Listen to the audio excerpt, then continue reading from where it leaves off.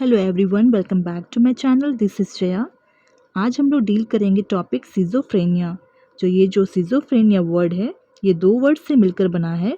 सिजो का मतलब होता है स्प्लिट एंड फ्रेन का मतलब होता है माइंड। इसको हम लोग स्प्लिटिंग ऑफ माइंड भी बोलते हैं। जो ये वर्ड है, इसको हम सिजोफ्रेनिया को हम डेमेंशिया प्रिकॉक्स के नाम से भी जानते हैं या फिर अर्ली डेमेंशिया भी बोलते हैं, जिसका मतलब होता है लॉस ऑफ मेमोरी। तो सबसे पहले हम लोग स्टार्ट करते हैं इंट्रोडक्शन से। The word schizophrenia was coined by Swiss psychiatrist Eugen Bleuler in 1908। 1908 में एक स्विस साइकेट्रिस्ट जिनका नाम यूजिन ब्लूलर था, उन्होंने ये वर्ड सिजोफ्रेनिया दिया था। It is derived from the Greek word सिजो, split and phren means mind. ये एक ग्रीक वर्ड से डिराइव्ड हुआ है। सिजो का मतलब होता है स्प्लिट और फ्रेन का मतलब होता है माइंड, जिसको हम स्प्लिटिंग ऑफ माइंड भी बोलते हैं। इन ICD-10, schizophrenia is classified under the code F20। ICD-10 में सिजोफ्रेनिया को कोड F20 के अंदर क्लासिफाई किया गया है। नेक्स्ट हम देखेंगे definition. Schizophrenia is a serious brain disorder that distorts the way a person thinks, acts, expresses emotions, perceives reality, and relates to other। Schizophrenia को सीरियस ब्रेन डिसऑर्डर भी कहा गया है, जिसमें पर्सन के थिंकिंग में, उसके एक्शन में, उसके इमोशंस में, उसके एक्सप्रेशन में, उसके परसेप्शन में, इन सारी चीज़ों में डिस्टर्बेंस पैदा करता है। या फिर हम उसको अदर वे में बोल सकते हैं, ये एक ग्रुप ऑफ डिसऑर्डर है जिसमें पर्सन के बिहेवियर, उसके मूड, उसके इमोशंस, उसके थिंकिंग में डिस्टर्बेंस पैदा करता है। नेक्स्ट हम देखेंगे epidemiology. Schizophrenia occurs equally in males and females. Schizophrenia males और फीमेल्स में दोनों में इक्वली पाए जाते हैं। The peak ages of onset are 20 to 28 years for males and 26 to 32 years for females. जो पीक एज है सिजोफ्रेनिया होने के चांसेस मेल्स में 20 से 28 ईयर्स तक होते हैं और फीमेल्स में 26 से 32 ईयर्स की होते हैं। About 1% of general population has a risk of developing the schizophrenia in their lifetime। जो जनरल पॉपुलेशन में देखा जाए तो जो सिजोफ्रेनिया के होने के चांसेस उनके लाइफ टाइम में होते हैं वो 1% सिर्फ होते हैं। नेक्स्ट हम डील करेंगे causes. The exact cause of schizophrenia is not yet non. अभी तक कोई एग्जैक्ट कॉज सिजोफ्रेनिया का नहीं पता है। फर्स्ट फैक्टर हम देखेंगे genetic factors. Schizophrenia tends to run in families, which means the likelihood to develop schizophrenia may be passed on from one generation to another generation। अगर जेनेटिक फैक्टर्स भी बहुत बड़ा रोल प्ले करता है schizophrenia को cause करने में। अगर किसी फैमिली में सिजोफ्रेनिया हुआ है तो वो जनरेशन टू नेक्स्ट जनरेशन होने के चांसेस बढ़ जाते हैं। नेक्स्ट फैक्टर देखेंगे chemical factors. People with schizophrenia may have an imbalance of certain chemicals in the brain. An imbalance of dopamine affects the way the person reacts to certain stimuli, such as sounds, smells, and sights, and can lead to hallucinations and delusions। ऐसे लोग जिसको schizophrenia होता है, उनके brain में chemical imbalance हो जाता है और वो केमिकल इम्बैलेंस डोपामिन अफेक्ट करता है ब्रेन को रिएक्ट करने में। एक सर्टन स्टिमुलाई रहते हैं उनके अगेंस्ट में ब्रेन को रिएक्ट करने में रिस्पॉन्सिबल करता है, जैसे कि साउंड, स्मेल्स, साइट्स, और ये सारी चीज़ें लीड करती हैं हेलुसिनेशन और डिल्यूजन को कॉज करने में। तो हमने लास्ट क्लास में देखा था कि हेलुसिनेशन होता क्या है। हेलुसिनेशन एक परसेप्शन है स्टिमुलस का, लेकिन रियल में कोई स्टिमुलस प्रेजेंट नहीं होता है। और डिल्यूजन हमने ब्रीफली देखा था कि डिल्यूजन होता क्या है। एक ये फॉल्स फिक्स्ड बिलीफ बन जाता है किसी भी वस्तु को लेकर या व्यक्ति को लेकर, और जिसको हम अपनी बातों से सही साबित नहीं कर पाते हैं।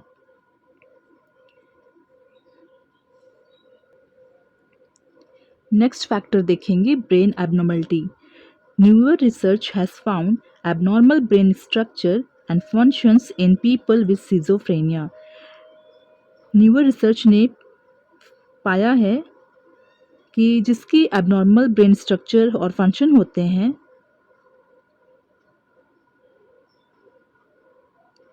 नेक्स्ट फैक्टर हम देखेंगे brain abnormality. Newer research has found abnormal brain structure and functions in people with schizophrenia.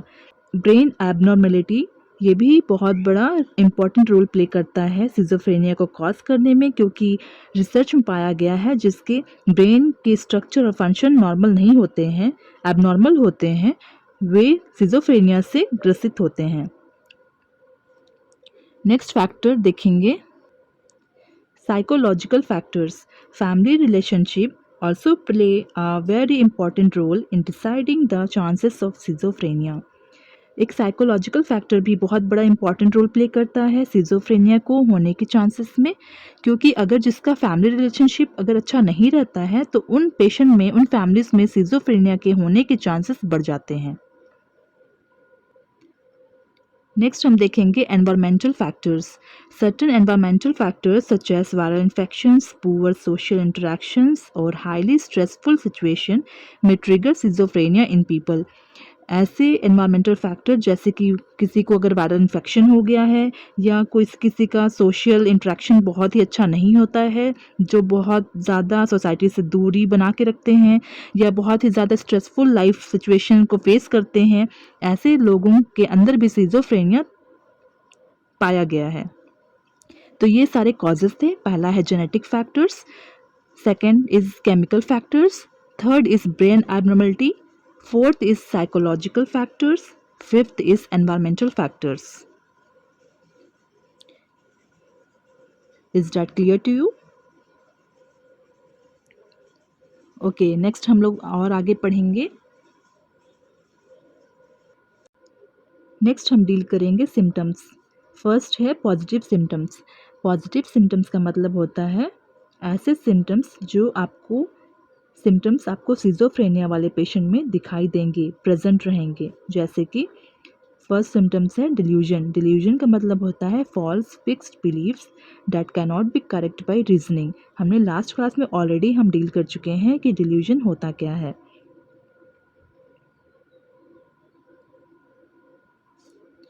एक गलत तरीके का पक्का विश्वास बन जाता है किसी भी व्यक्ति, किसी भी वस्तु को लेकर, जिसको हम अपनी बातों से सही साबित नहीं कर सकते हैं, या आप बोल सकते हैं कि ये एक प्रकार का भ्रम या वहम हो सकता है। किसी भी बातों को पेशेंट पक्का और गलत धारणाएं लेगा और उस चीज़ को पक्का विश्वास बना लेगा कि वो वैसा ही है। अगर हम लाख समझाएंगे उसे, लेकिन वो हमारी बातों को नहीं सुनेगा और नहीं समझेगा।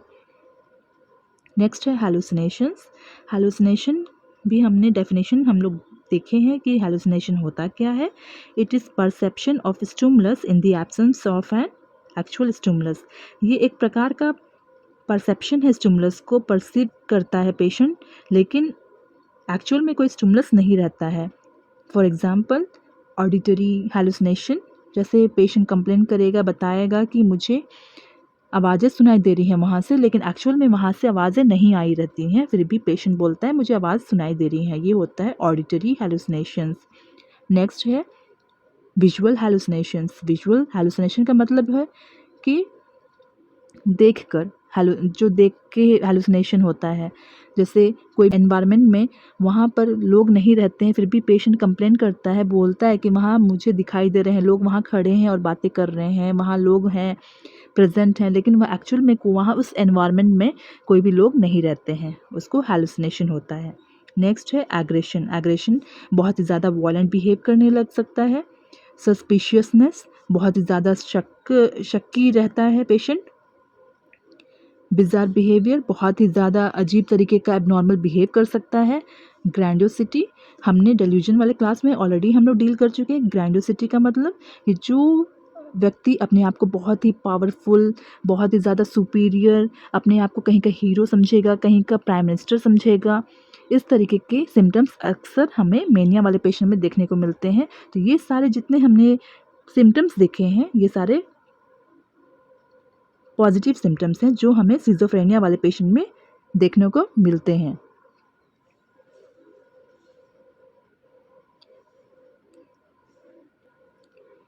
नेक्स्ट हम सिम्टम्स देखेंगे डिसऑर्गेनाइज्ड सिम्टम्स, मतलब ऑर्गेनाइज्ड वे में सिम्टम्स नहीं दिखेंगे।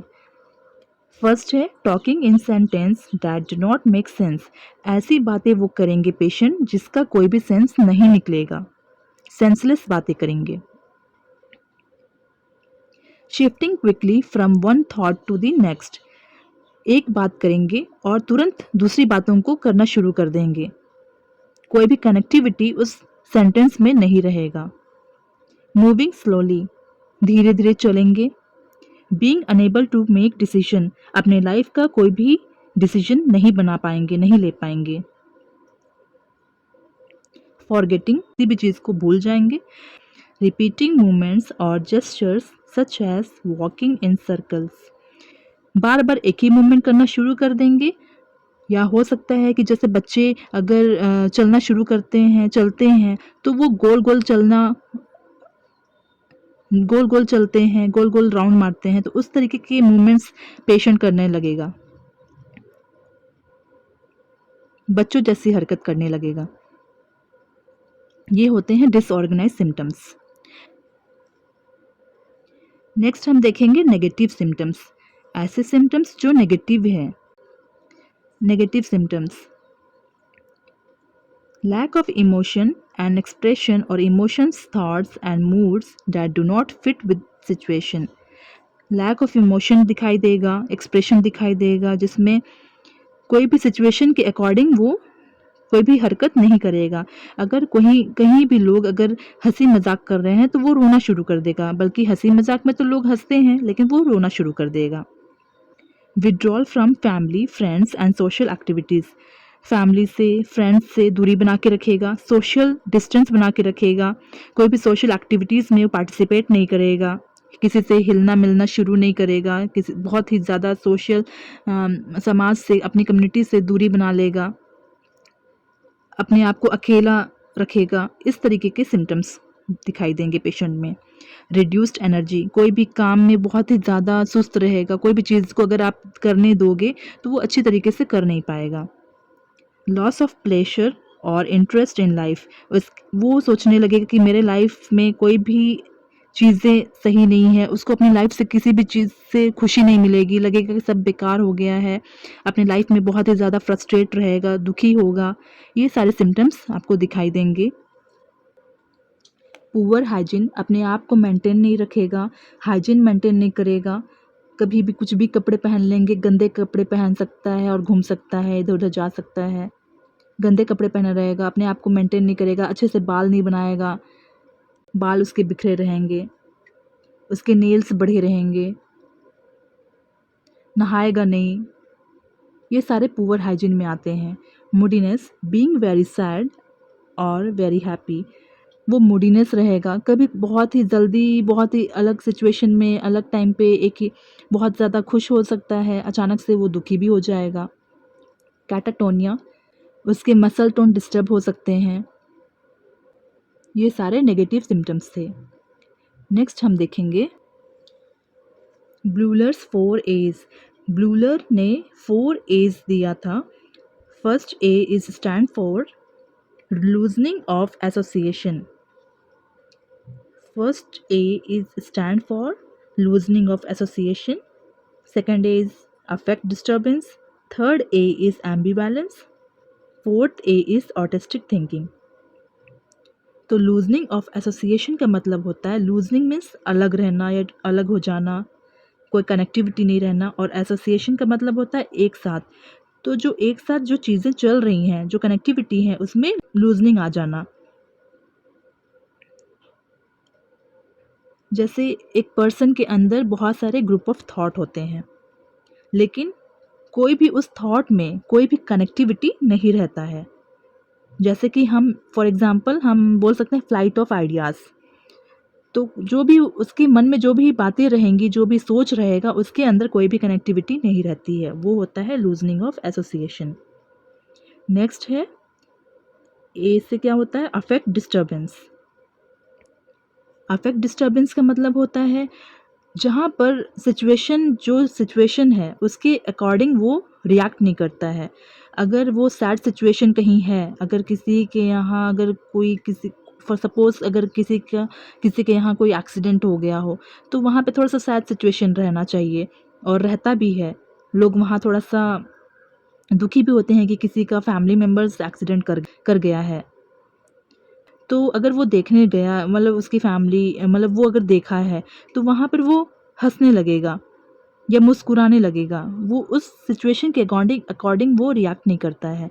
मतलब जहाँ दुखी होना है, वहाँ पे वो दुखी नहीं होगा बल्कि मुस्कुराने लगेगा, और जहाँ उसको हँसना है, तो वो रोने शुरू कर देगा। तो वो ये होता है अफेक्ट डिस्टर्बेंस। वो उसकी जो मूड है में डिस्टर्बेंस आ जाता है। वो सिचुएशन के अकॉर्डिंग रिएक्ट नहीं करता। थर्ड ए क्या है?